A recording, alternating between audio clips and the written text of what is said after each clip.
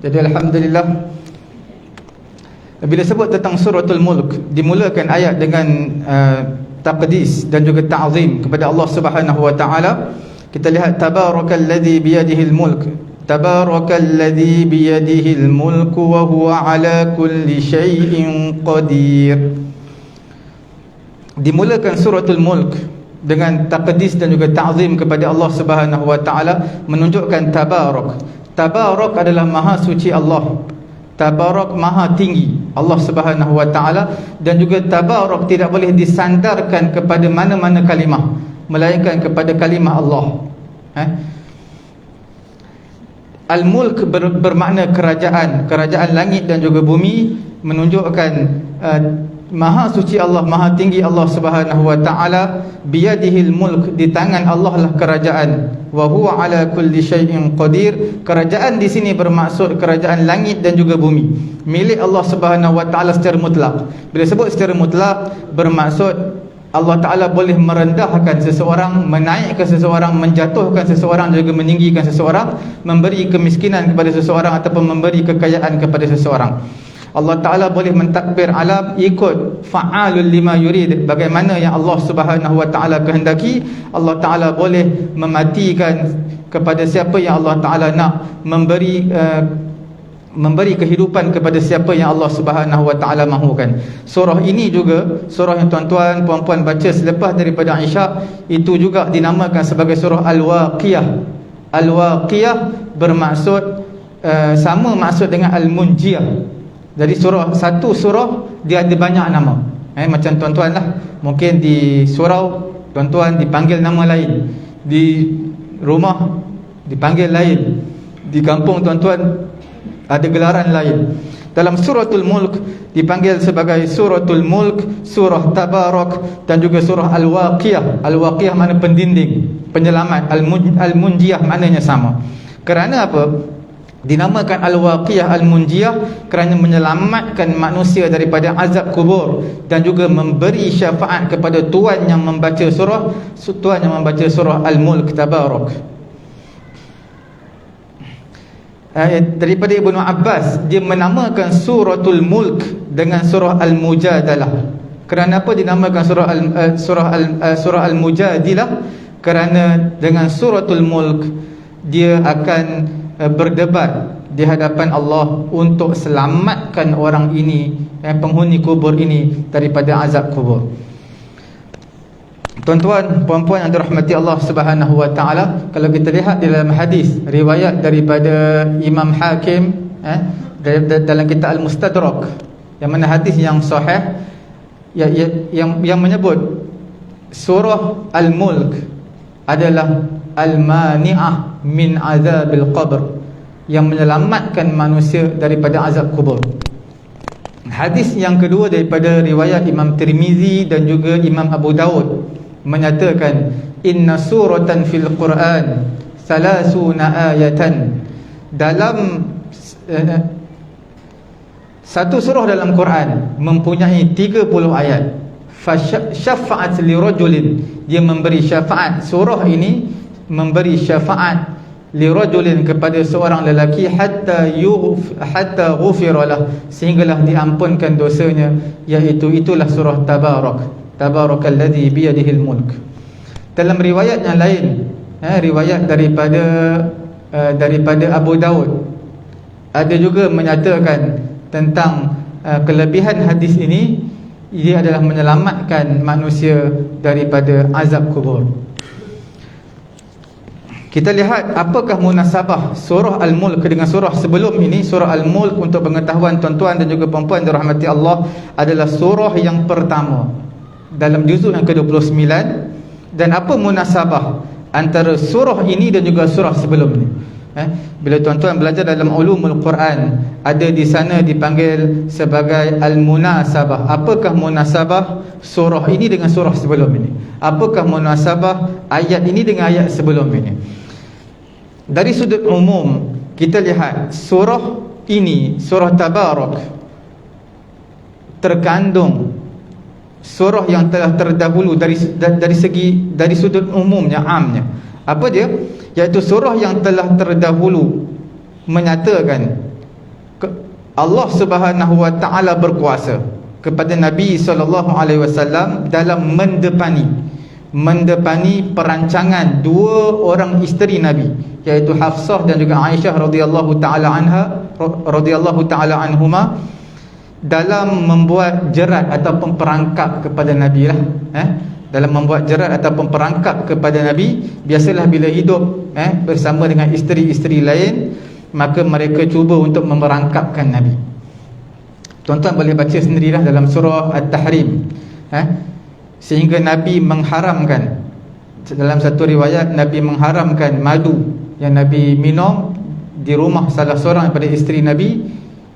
Nabi haramkan. Allah Ta'ala tegur, kerana apa benda yang halal kamu haramkan. Satu riwayat yang lain, kerajaan Mesir telah menghantar seorang hamba perempuan yang bernama Maria Al-Qibtiyah kepada Nabi SAW. Pada ketika itu Nabi berada di rumah Hafsah binti Umar radhiyallahu taala anhuma. Jadi surah ini, dalam surah Tabarakalladzi biyadihil mulk, menjelaskan dalam sirah, dalam pattern yang umum yang menyatakan biyadihil mulk, di tangan Allah lah, bermaksud kerajaan langit dan bumi semua berada di bawah tangan Allah, iaitu dalam kekuasaan Allah Subhanahu wa taala. Wa huwa ala kulli syai'in qadir, Allah Taala berkuasa ke atas setiap sesuatu. Dari sisi pandang yang khusus, kita lihat Allah Subhanahu wa taala sebut pada akhir surah At-Tahrim dua misal, dua perumpamaan, iaitu dua isteri Nabi, yang mana mereka ini walaupun dekat dengan Nabi, satu rumah dengan Nabi, tetapi mereka tidak beriman kepada Nabi SAW, iaitu isteri Nabi Nuh dan juga isteri Nabi Lut, yang mana terpisah, agamanya berlainan kerana mereka tidak mahu beriman kepada Nabi, kepada suami mereka, iaitu Nabi Nuh dan juga Nabi Lut alaihimussalatu wassalam. Mereka dikategorikan sebagai kafir. Dan di akhir surah At-Tahrim juga menyebut satu perumpamaan isteri kepada Fir'aun, yang mana Fir'aun, seperti mana kita sedia maklum, manusia yang kafir, yang ingkar, yang bongkak, yang sombong terhadap Nabi Musa dan juga terhadap Allah Subhanahu wa taala, dan dia biasa mengaku yang mana dia adalah ana rabbukumul a'la, aku adalah Tuhan yang paling tinggi. Dalam istana tersebut, isterinya tidak terkesan dengan kekafiran yang ada di dalam hati Fir'aun. Bahkan dia adalah beriman kepada Allah Subhanahu wa taala, yang namanya adalah Asyah radhiyallahu taala anha. Dan di akhir surah At-Tahrim disebut juga seorang wanita misali, iaitu Maryam Al-Azra Al-Batul, yang mana hidupnya sepenuhnya adalah beribadat kepada Allah Subhanahu wa taala. Maka itu di akhir surah Tahrim. Dalam surah Tabarak menunjukkan kekuasaan Allah Subhanahu wa taala, tadbirnya Allah Subhanahu wa taala pada makhluk ini mengikut apa yang Allah Taala nak. Walaupun perkara tersebut perkara yang pelik, perkara yang ajaib, semua itu adalah di bawah kekuasaan Allah Subhanahu wa taala. Kita lihat dua orang isteri Nabi, Nabi Nuh, Nabi Lut, walaupun hubungan yang rapat, mereka tak beriman. Isteri Fir'aun, dia beriman walaupun suaminya tidak beriman kepada Allah Subhanahu wa taala.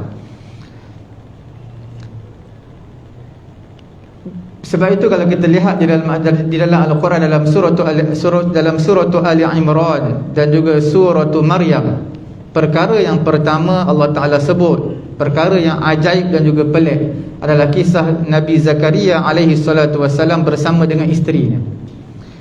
Kisah Nabi Zakaria ini adalah pelik kerana dia seorang lelaki yang tua, yang umurnya 20 tahun. Ada ulama tafsir menyatakan perkara tersebut. Isterinya pula ditimpa dengan satu penyakit mandul yang tidak boleh beranak, tidak boleh mengandung. tapi dengan keajaiban dan juga dengan ilmu yang Allah Ta'ala nak bagi tahu kepada manusia. Allah Ta'ala boleh buat fa'alul lima yurid, apa yang Allah Ta'ala nak. Jadi lahirlah seorang insan, seorang manusia yang bernama Nabi Yahya alaihi salatu wassalam. Rentetan daripada cerita ini, maka Allah Ta'ala ceritakan satu peristiwa yang lebih pelik daripada Nabi Zakaria dan juga isterinya, iaitu Nabi Isa alaihi salatu wassalam, kerana dia lahir daripada seorang wanita Maryam yang tidak berkahwin, yang tidak mempunyai suami. Itu lagi pelik daripada kisah Nabi Zakaria dan juga isterinya. Kemudian kita lihat dalam suratul Mulk. Tuan-tuan bila baca setiap malam, paling kurang kena tahu sikitlah maknanya. Seperti mana kita baca surah Al-Fatihah, paling kurang kalau kita tak tahu tafsir surah Fatihah pun kita tahu Alhamdu tu maksud apa, Rabbi maksud apa, Alhamdulillahi Rabbil Alamin, apa maksud Ar-Rahman maksud apa, Ar-Rahim maksud apa. Jadi dalam suratul Mulk, seperti mana semua surah-surah Makkiyah, bila sebut surah Al-Mulk adalah surah Makkiyah, bila sebut surah Makkiyah membincangkan tentang akidah, itu yang utama. Bila sebut tentang akidah Islamiyah, apa yang dibincangkan? Dibincangkan tentang sabitnya kewujudan Allah Subhanahu wa taala, tentang agungnya Allah Subhanahu wa taala, dan juga menceritakan tentang kekuasaan Allah Subhanahu wa taala ke atas setiap sesuatu. Itulah akidah yang perlu ada pada setiap orang Islam. Dan dalam surah ini juga menceritakan tentang keesaan, dan keesaan Allah Subhanahu wa taala, menceritakan tentang kehidupan selepas daripada kematian. Kemudian dikuatkan dalil kewujudan Allah dan dengan ciptaan-ciptaan Allah. Sebab apa? Bila adanya langit, adanya bumi, pasti di sana ada pencipta. Bila ada pencipta, menunjukkan berkuasanya sang pencipta tersebut boleh buat apa yang dia nak di atas permukaan bumi ini. Di antara kekuasaan Allah, Allah Ta'ala boleh azab orang-orang kafir, boleh, dan Allah Ta'ala juga memberi berita gembira dalam surah ini, memberi keampunan, ganjaran yang sangat besar kepada orang-orang beriman kepada Allah. Itulah dipanggil tariqah ataupun cara pembawakan Al-Quran.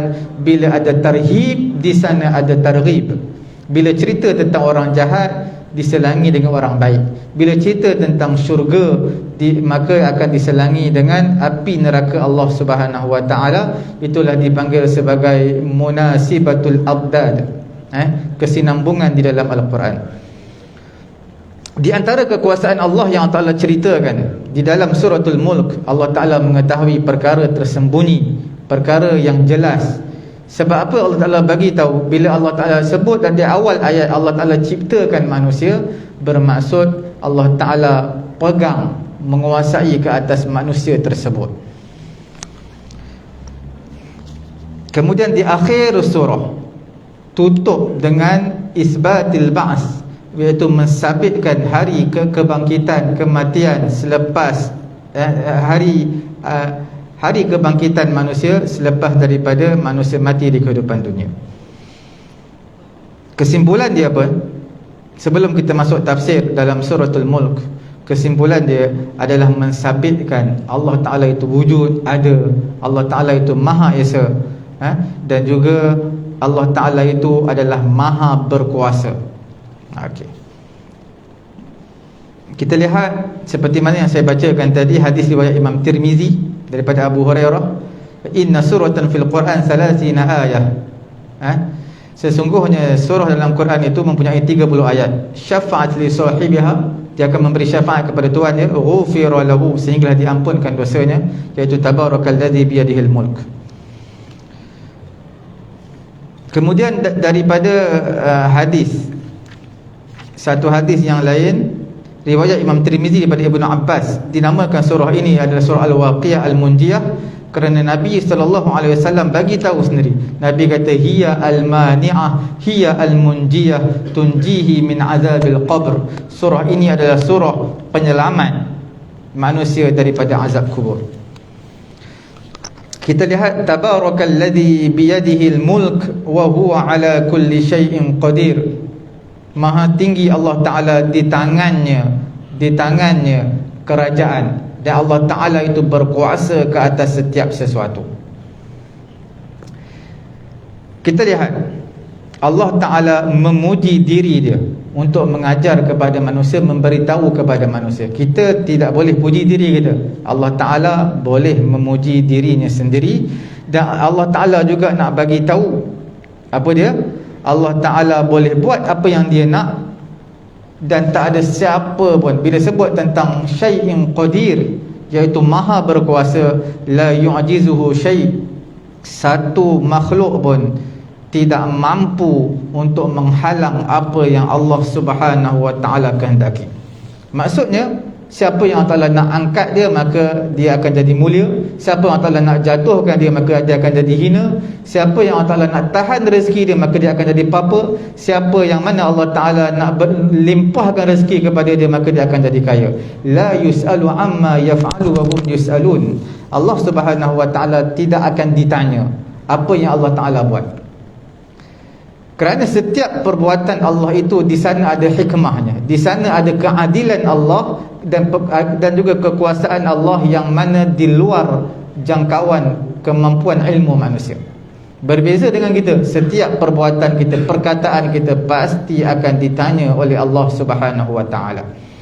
Kemudian kita lihat ayat ini, ayat surah Al-Mulk membincangkan 3 perkara yang utama. Perkara yang pertama, Allah Subhanahu wa Ta'ala maha tinggi ke atas setiap makhluk. Itu yang pertama. Kita lihat antara kekuasaan,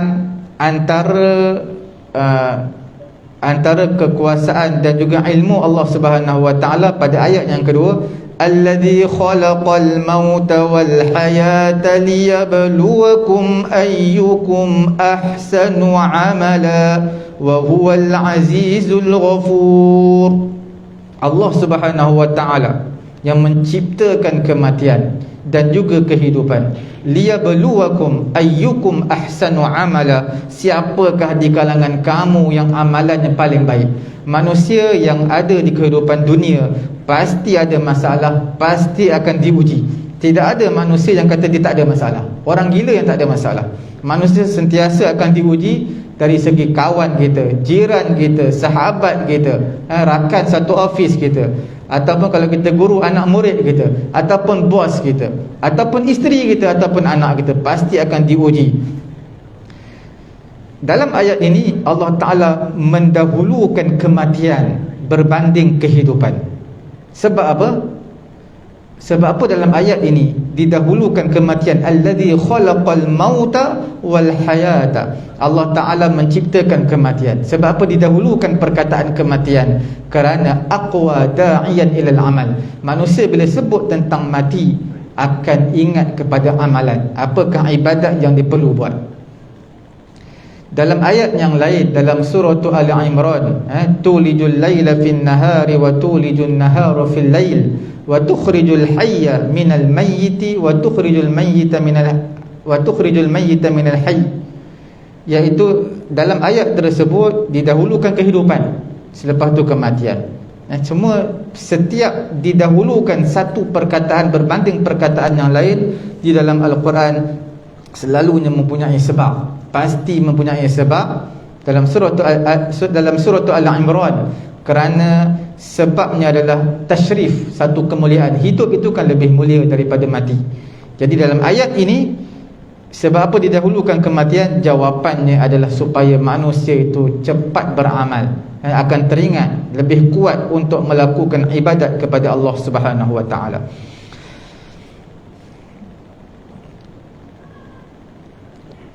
Allah Subhanahu wa ta'ala yang mewujudkan, yang mengadakan kematian. Allah Ta'ala yang mengadakan kehidupan. Semua kadar ajal manusia, bilakah tempoh mati, tempoh kehidupannya berapa tahun, itu semua dalam ilmu azali Allah Subhanahu wa ta'ala, di luar kemampuan manusia. Maka Allah Subhanahu wa ta'ala menjadikan manusia ni akal. Sebab apa Allah Ta'ala jadikan akal? Supaya mereka ini diberi tanggungjawab yang perlu dilaksanakan, dipanggil taklif. Sebab itu dalam Islam, orang yang baligh, yang berakal dipanggil sebagai mukallaf, kerana ada taklif ke atasnya, tanggungjawab yang diperlu laksanakan di atas permukaan bumi sebagai khalifah, sembahyang, puasa dan sebagainya. Dan setiap amalan Allah Ta'ala bermuamalat dengan kita ini sebenarnya muamalat untuk menguji manusia. Allah Ta'ala suruh semayang. Sebab apa suruh semayang? Adakah Allah Ta'ala perlu akan ibadat manusia? Tidak. Tetapi untuk menguji manusia, siapa yang betul-betul taat kepada Allah, siapa yang betul-betul ikhlas kepada Allah Subhanahu wa ta'ala.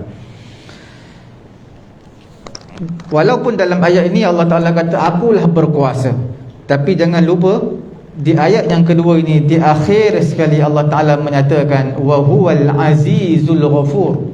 Al-aziz maksudnya perkasa. Bila sebut perkasa, tak ada siapa yang di atas Allah. Kemudian al-ghafur, walaupun perkasanya Allah, tetapi Allah Ta'ala itu maha ghafur, iaitu maha pengampun kepada hamba-hambanya. Sebab itu Allah Ta'ala begitu dalam suratul Hijr, nabbi ibadi anni anal ghafurur rahim wa anna azabi huwal azabul alim. Beritahu kepada hamba-Ku, aku ini adalah maha pengampun, maha mengasihani, dan azab aku adalah azab yang sangat pedih. Jadi dalam ayat ini menunjukkan kematian, kehidupan semua di tangan Allah Subhanahu wa ta'ala. Bukan disebabkan kemalangan, bukan disebabkan dia sakit, memang ajal dia begitu. Setiap kesakitan, kemalangan yang menyebabkan kematian, itu adalah sebab, asbab di kehidupan dunia. Tapi sebenarnya ajal itu dah sampai. Kemudian pada ayat yang berikutnya kita lihat, allazi khalaqa sab'a samawati tibaqa ma tara fi khalqir rahmani min tafawut farji'il basara hal tara min futur. Allah Subhanahu wa ta'ala menciptakan 7 petala langit secara bertingkat-tingkat. Ma tara fi khalqir rahman min tafawut, kamu tidak melihat pada 7 tingkatan tersebut, tidak lihat sebarang kecacatan, keaiban ataupun sebarang kebocoran yang kamu lihat, tidak ada. Farji'il basara hal tara min futur. Allah Ta'ala cabar manusia, kamu lihatlah sekali lagi, lihat di langit, adakah kamu lihat sebarang kebocoran ataupun kecacatan. Dalam ayat ini kita lihat menunjukkan langit itu ada 7 petala langit, 7 lapis. Begitu juga sebenarnya bumi, walaupun tak diberitahu secara directly dalam Quran, tetapi Quran menyebutkan dalam akhir suratu Talaq, Allahul ladzi khalaqa sab'a samawati wa minal ardi mithlahunna yatanazzalul amru bainahunna lita'lamu. Allah Ta'ala menciptakan khalaqa sab'a samawatin, 7 petala langit, wa minal ardi mithlahunna, bumi pun seperti itu, iaitu 7 petala langit juga. Kemudian tuan-tuan puan-puan dirahmati Allah Subhanahu wa ta'ala, dalam suratul Ra'd, kalau tuan-tuan lihat juzuk yang ke-13, ayat yang kedua, Allahul ladzi rafa'a as-samawati bighairi 'amadin tarawunaha thumma istawa 'alal 'arsy wa sakhkhara asy-syamsa wal qamara kullun yajri li ajalin musamma. Allah Ta'ala mengangkat langit tanpa tiang. Selalunya bangunan ada tiang, tetapi langit ini Allah Ta'ala ciptakan tidak ada tiang seperti mana yang kamu lihat. Bila sebut tentang langit, langit ni selalunya Allah Ta'ala letak plural kadang-kadang dalam Quran, kadang-kadang diletakkan singular. Semua ada sebab. Dalam ayat ini Allah Ta'ala letakkan apa? Letakkan perkataan singular. Allah Ta'ala letakkan perkataan jamak, plural. Alladhi khalaqa sab'a samawatin tibaqa. Okey, kita lihat apakah yang ada di dalam langit tersebut. La ya'lam haqiqatuha illallah. Kita tak tahu. Langit pertama, langit kedua itu semua adalah milik Allah. Allah Ta'ala yang mengetahui. Cuma nak bagi tahu, langit, jarak antara langit yang hampir dengan bumi, langit lapisan pertama, jaraknya dengan bumi adalah 500 tahun perjalanan. 500 tahun perjalanan ni diukur dengan perjalanan zaman dulu lah. Zaman dulu. Sebab zaman dulu perjalanan yang sebulan, 2 bulan, zaman sekarang boleh jadi sejam, boleh jadi 8 jam, boleh jadi 7 jam. Zaman dahulu diukur perjalanan langit, bumi ke langit yang pertama adalah 500 tahun perjalanan. Kemudian kita lihat bila sebut tentang langit, Allah Ta'ala juga ciptakan beberapa planet, bintang, Al-Kawakib, Kaukab ini dalam bahasa Arabnya bintang pun boleh juga diterjemah bintang, boleh juga diterjemahkan sebagai planet. Dan setiap bintang-bintang ataupun planet-planet ini, mereka mempunyai jarak yang jauh di antara satu dengan planet yang lain. Seperti mana yang kita tahu, Al-Majmu'ah Asy-Syamsiyah dipanggil sistem suria. Sistem suria ni iaitu matahari dan juga pengikut-pengikutnya. Pengikut-pengikut matahari ni bermaksud 7 planet yang ada mengikut ilmu apa? Mengikut ilmu falak. Dipanggil Al-Majmu'ah Asy-Syamsiyah, sistem suria. Okey. Kita lihat yang paling jauh dengan matahari adalah dipanggil planet apa? Adalah planet Neptune, yang paling jauh daripada matahari. Kemudian adalah planet lain dipanggil apa? Utarid, Zuhra, Bumi. Kemudian apa lagi? Marikh, Mushtari, Uranus, Pluto.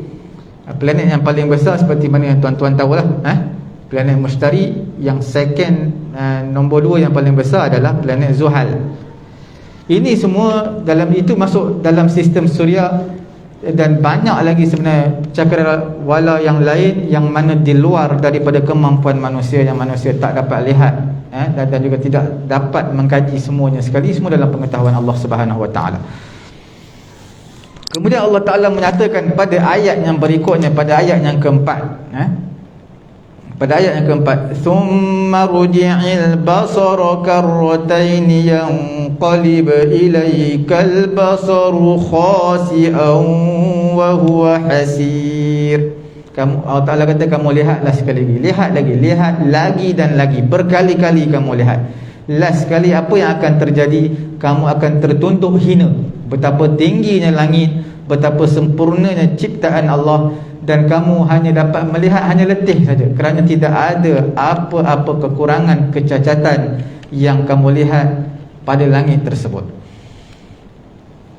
Pada ayat yang kelima, walaqad zayyana as-samaa'a ad-dunya bimasabiha wa ja'alnaha rujuman lisyayatin wa a'tadna lahum 'adzabas sa'ir. Sesungguhnya kami, iaitu Allah Subhanahu Wa Taala, menghiasi langit dunia ini, iaitu langit yang pertama lah. Bila sebut langit dunia, dipanggil langit lapisan yang pertama.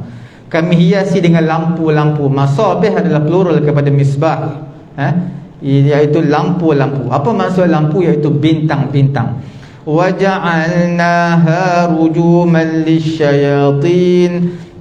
Kami jadikan bintang-bintang tersebut sebagai rujum, sebagai satu rejaman, satu panahan kepada syaitan. Wa a'tadna lahum 'adzabas sa'ir. Kami jadikan, kami sediakan azab yang menyala-nyala untuk mereka, iaitu untuk syaitan. Dalam ayat ini, tuan-tuan puan-puan yang dirahmati Allah Subhanahu wa taala, menunjukkan kepada kita bintang itu ada dan planet itu juga ada. Mereka berlegar mengikut orbit ataupun paksi masing-masing. Pelbagai jenis bentuk yang kita lihat, planet ini macam-macam ada. Dan apakah unsur planet daripada apa, semua itu adalah dalam pengetahuan Allah, walaupun ada kajian daripada manusia. Kemudian kita lihat bintang-bintang yang Allah Ta'ala sebutkan, disebutkan masabih. Masabih bermaksud kawakib, iaitu bintang. Bintang ini dia menjadi satu panahan kepada syaitan. Makna syaitan ni di kehidupan dunia dah kena azab dengan panahan daripada taib bintang. Dan di akhirat nanti dia akan dibakar. Di dunia pun telah dibakar dengan taib bintang, dan di akhirat nanti dengan api yang menyala-nyala, kerana mereka bukan, syaitan ini bukan setakat rosak, tetapi merosakkan manusia, membuat kerosakan di permukaan bumi. Sebenarnya kalau tuan-tuan lihat dalam suratul Jin, syaitan ini tidak dibenarkan untuk naik ke atas, kerana di langit yang pertama ni ada pengawal-pengawal yang jaga dengan kawalan yang ketat. Bila tuan-tuan masuk tempat yang kita panggil penuh dengan rahsia, maka sudah pasti pengawalnya ketat. Langit yang pertama ini dipenuhi dengan pengawal-pengawal di kalangan malaikat. Syaitan yang nak mendengar, mencuri dengar apa yang dibincangkan malaikat di atas, maka mereka akan terkena panahan taib bintang tersebut. Dan bintang ini bukan sekadar tugasnya panah sahaja, tetapi dia juga adalah memberi sinaran, cahaya kepada penduduk bumi. Sebab itu Allah Ta'ala menyatakan dalam suratul Nahl ayat yang ke-16, apa dia? Wa alamatin wa bin najmi hum yahtadun. Allah Ta'ala menyatakan sebenarnya bintang ini dia juga menjadi petunjuk. Petunjuk apa? Orang yang pergi mengembara pada zaman dahulu, ada yang di daratan, ada yang di lautan. Bagaimana mereka nak tahu destinasi hala tuju mereka, sebelah utara ke selatan, maka mereka akan melihat anak bintang di atas. Sehingga kiblat pun boleh dilihat melalui cara susunan bintang. Ada bintang 3 yang berturut-turut, itu dikata ke arah kiblat. Dan tuan-tuan kena belajarlah, itu di antara ilmu falak. Yang mana orang yang tahu lihat bintang, mereka akan tahu di mana hala tuju mereka, sama ada ke utara ataupun ke selatan.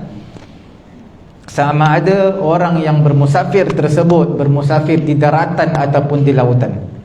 Imam Qatadah rahimahullahu ta'ala menyatakan Allah Ta'ala ciptakan bintang ini sebenarnya function ada 3. Apa dia? Yang pertama sebagai hiasan langit. Hiasan langit bermaksud memberi sinaran kepada penduduk bumi, memberi cahaya.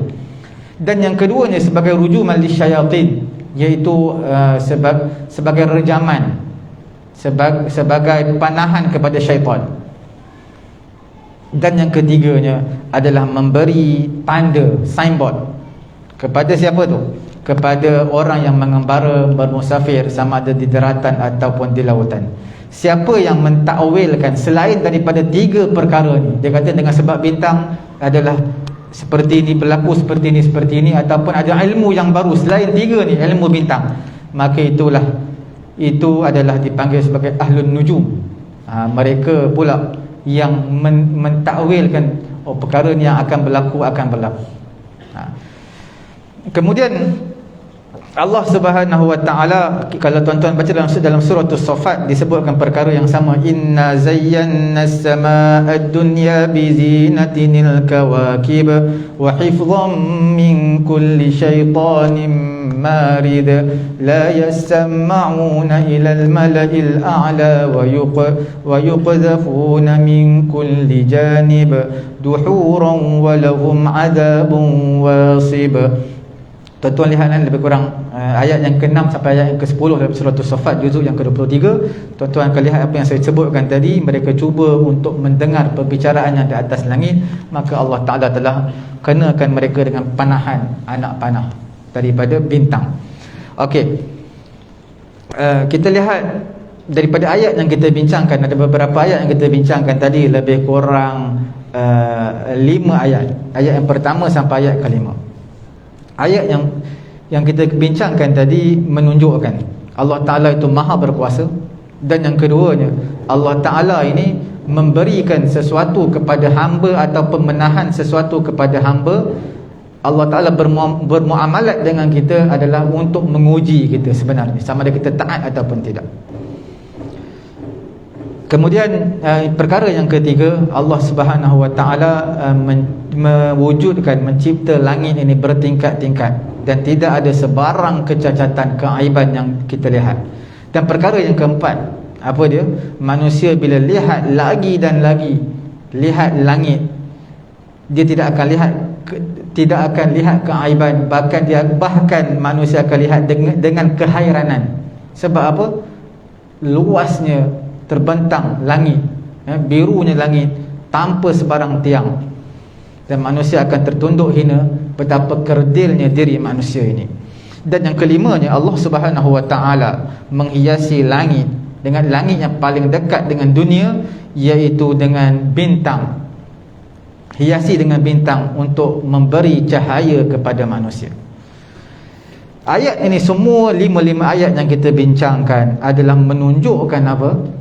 Seperti mana yang saya sebutkan pada awal surah yang pertama tadi, tabarakalladzi biyadihil mulk wa huwa ala kulli syai'in qadir, menunjukkan Allah Subhanahu wa taala adalah kamilul qudrah wal ilm, ilmu yang sempurna. Tidak ada ilmu yang boleh menciptakan langit seperti Allah Ta'ala buat. Tidak ada kekuasaan yang boleh laksanakan seperti mana yang Allah Ta'ala laksanakan. Kemudian pada ayat yang berikutnya, tuan-tuan lihat pada ayat yang ke-6, pada ayat yang ke-7, ke-8, ke-9, ke-10 dan juga ke-11.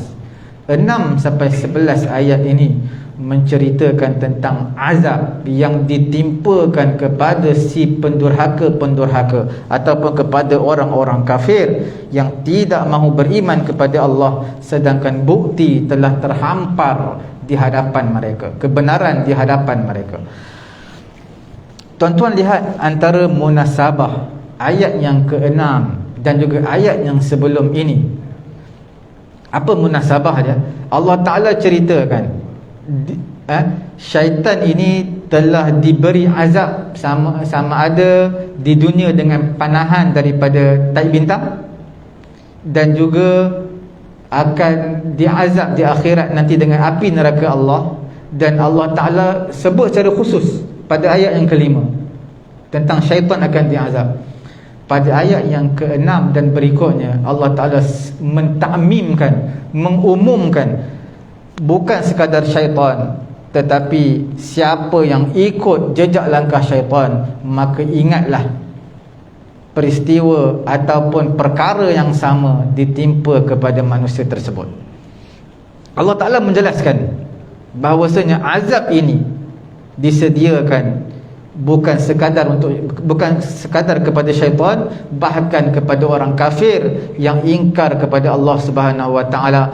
Dan dalam masa yang sama, selepas daripada itu, Allah Ta'ala menyebutkan tentang sifat kengerian api neraka Allah Subhanahu wa taala, betapa dahsyatnya api neraka Allah dan betapa takutnya api neraka Allah Subhanahu wa taala.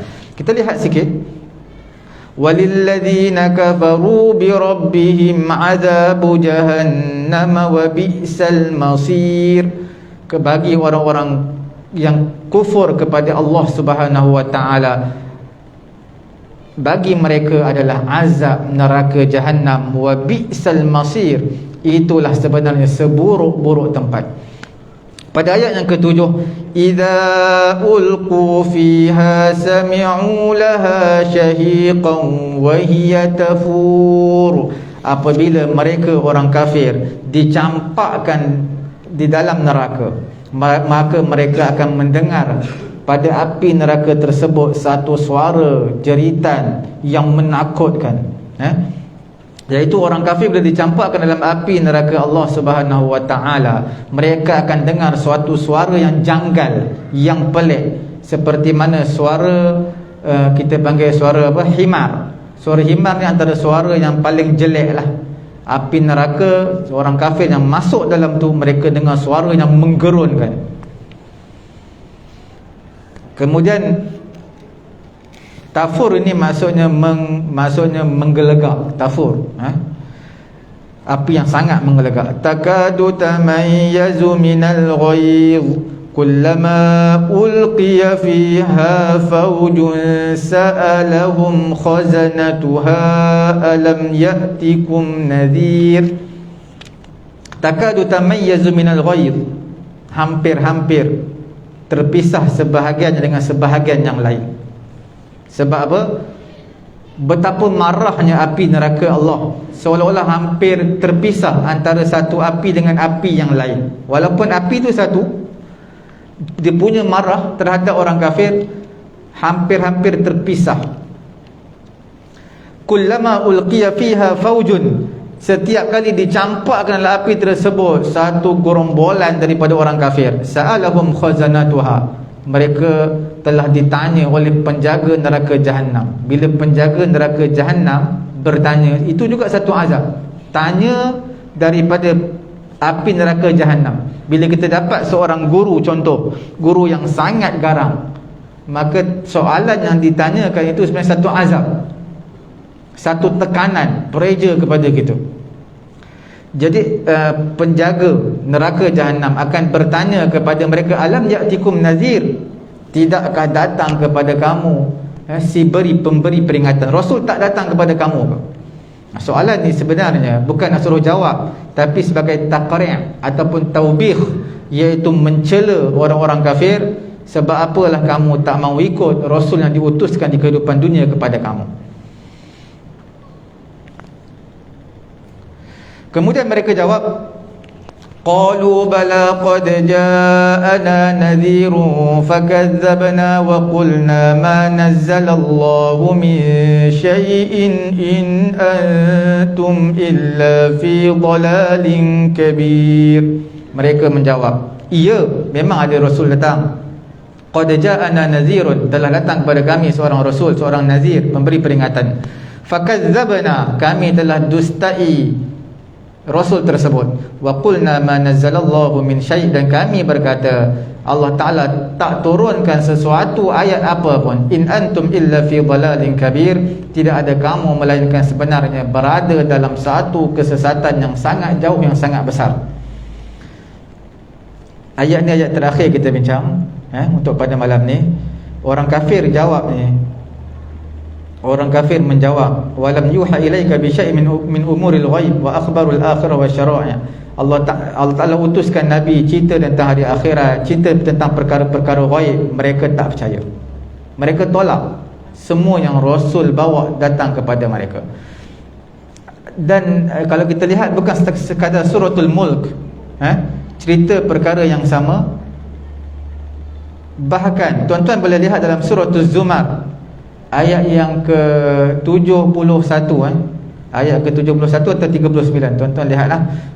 Dalam surat Az-Zumar di akhir tu ada disebutkan, hatta idza ja'uha futihat abwabuha wa qala lahum khazanatuha alam ya'tikum rusulun minkum yatluna 'alaykum ayati rabbikum وَيُنذِرُونَكُمْ لِقَاءَ يَوْمِكُمْ هَذَا قَالُوا بَلَى وَلَكِنْ حَقَّتْ كَلِمَةُ الْعَذَابِ عَلَى الْكَافِرِينَ.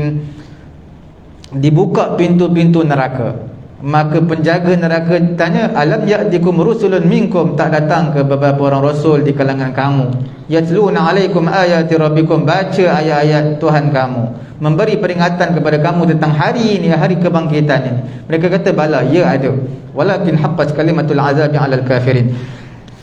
Ayat ini dalam suratul Zumar dan juga suratul Mulk adalah dalil apa? Keadilan Allah Subhanahu wa taala dalam menciptakan manusia ini. Allah Taala tidak akan azab, melainkan diberi peringatan, dihantar rasul, diberi kitab. Sekiranya mereka tolak juga hujah tersebut, bukti tersebut, kebenaran tersebut, maka barulah Allah Taala akan azab mereka. Menunjukkan inilah keadilan Allah Taala kepada kita makhluk, sama ada manusia ataupun jin. Wa ma kunna mu'adzibina hatta nab'atha rasula, kami Allah Taala tidak akan mengazab sehinggalah kami akan utuskan seorang rasul terlebih dahulu.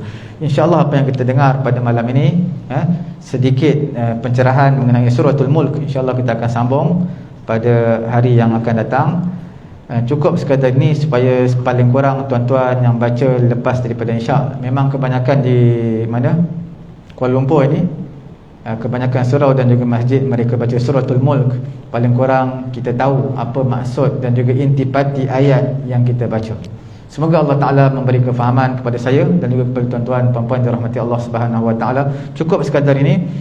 Kita tutup majlis dengan tasbih kafarah. Subhanallahumma wa bihamdihi, subhanallahumma wa bihamdihi, subhanakallahumma wa bihamdika, asyhadu an la ilaha illa anta, astaghfiruka wa atubu ilaik. Bismillahirrahmanirrahim. Alhamdulillahi rabbil alamin, wassalatu wassalamu ala rasulina Muhammadin wa ala alihi wa sahbihi ajma'in. Rabbana hab lana min azwajina wa dhurriyyatina qurrata a'yunin waj'alna lil muttaqina imama. Allahumma anfa'na bima 'allamtana wa 'allimna ma yanfa'una wa zidna 'ilma. Alhamdulillahi ala kulli hal wa na'udzu billahi min hali ahli an-nar. Rabbana atina fid dunya hasanah wa fil akhirati hasanatan wa qina 'adzaban nar. Wa sallallahu ala sayyidina Muhammadin wa ala alihi wa sahbihi ajma'in. Walhamdulillahi rabbil alamin.